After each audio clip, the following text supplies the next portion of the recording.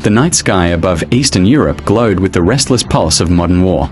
Each horizon shimmered with electronic noise, radar sweeps, jamming bursts, and the hum of engines slicing through cold air. It was no longer a battle fought by men in trenches, but by invisible machines hunting each other in the dark.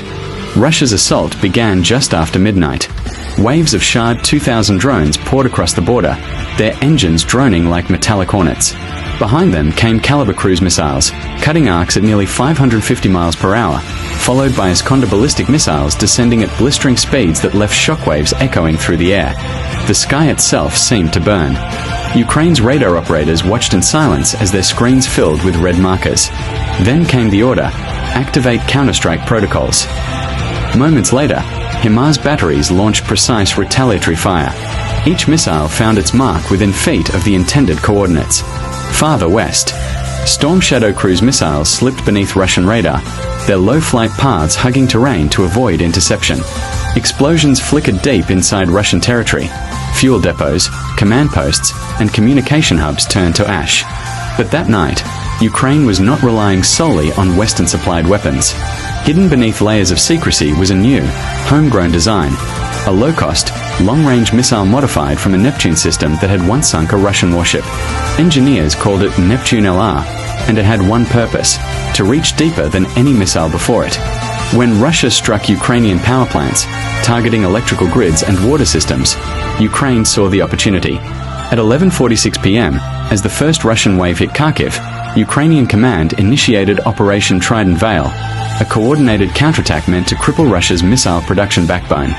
The diversion began with ATACMS missiles raining down on Belgorod's power infrastructure. Explosions shattered transformers and cut the lights across an entire district.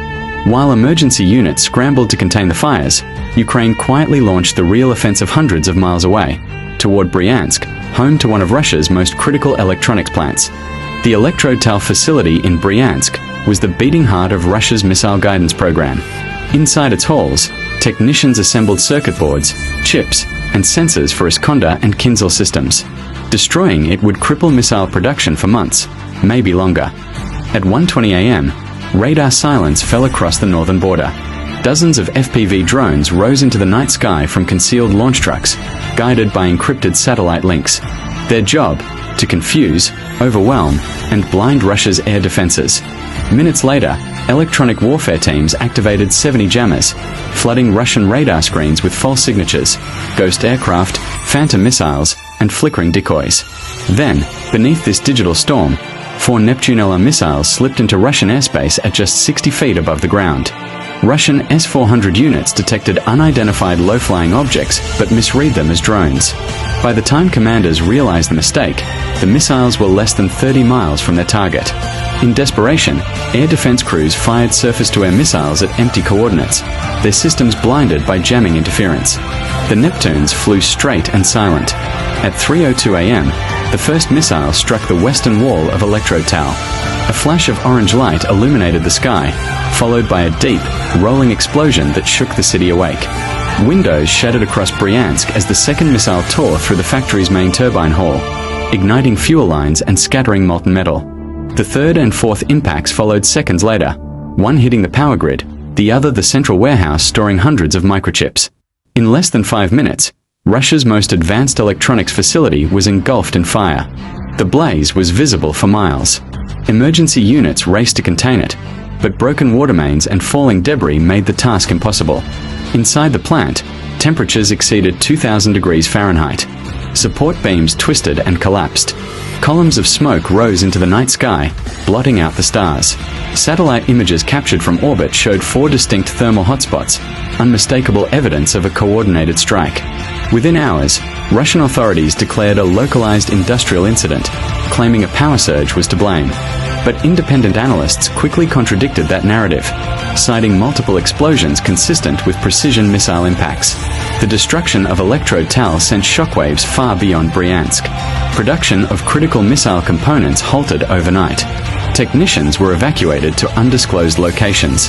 Supply chains collapsed. For the first time in the war, Russia's military industry felt the strike not at the front lines, but deep within its own territory. By dawn, over 120,000 residents were without electricity or internet. Hospitals ran on backup generators. Roads were jammed with vehicles fleeing the industrial district. Yet amid the chaos, Ukrainian intelligence monitored radio chatter suggesting something larger. Confusion inside Russia's command network, as units debated whether the strike was a one-time attack or the beginning of a broader campaign. When the smoke cleared, what remained of Electrotal looked like the skeleton of a forgotten era. Twisted machinery lay scattered across the compound. Craters marked where once stood assembly halls.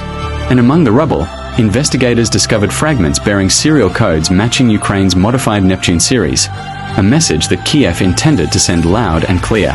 Military analysts across Europe called it a turning point. The low-cost, long-range weapon had proven capable of reaching deep inside Russian territory, bypassing even the most advanced defense grids.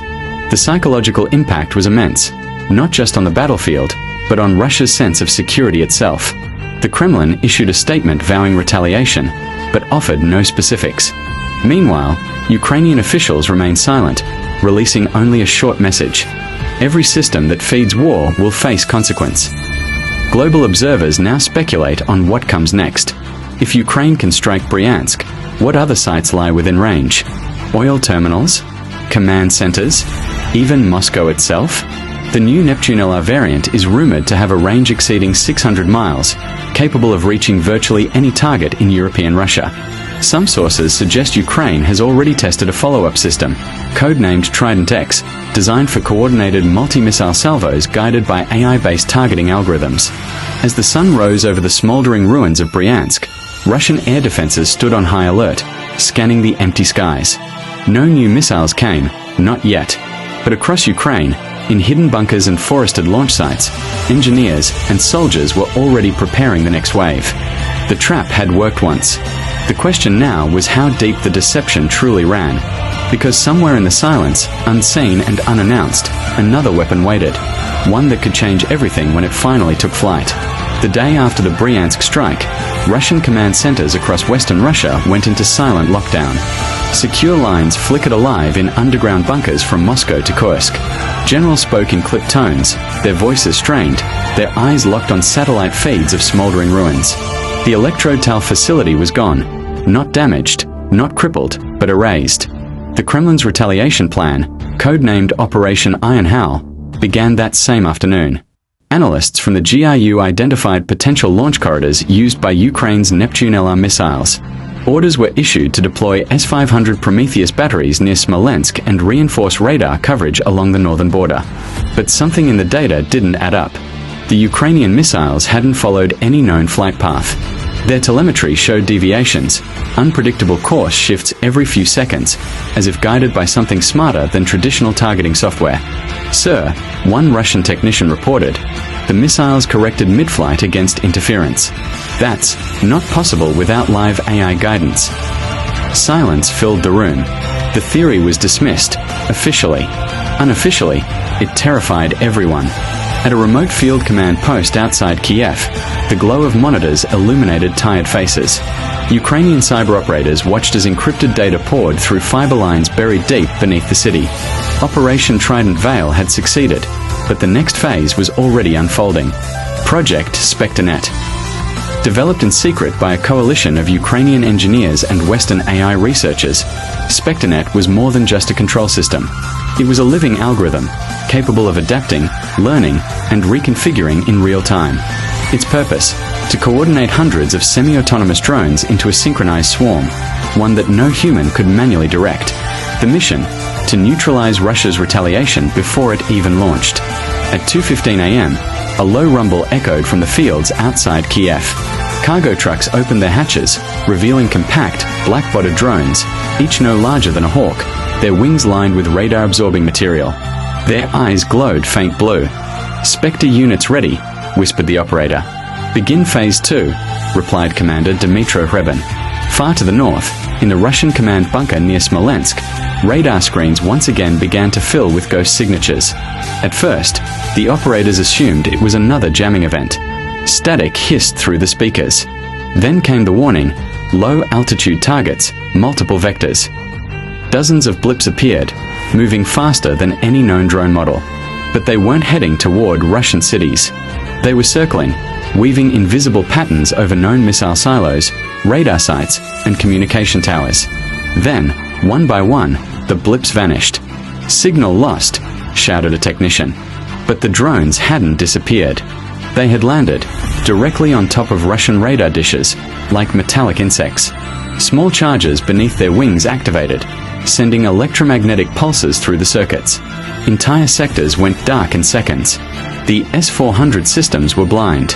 The S-500s disconnected. Russia's retaliatory strike frozen in place. And yet, not a single explosion was heard. No missile. No fire. Only silence, the kind that terrifies generals more than war itself. Back in Bryansk, investigators recovered fragments from the Elektrotal ruins, but among the debris, they found something unexpected. A microchip unlike any Russian or Western design, engraved only with the marking TRX-0. Its code structure defied analysis. It used non-binary sequences, quits, not bits. Rumors spread quickly through military channels. Ukraine had integrated quantum-based AI into its new systems. In Moscow, the Security Council convened at midnight. Defense Minister Gerasimov demanded immediate counter-AI measures.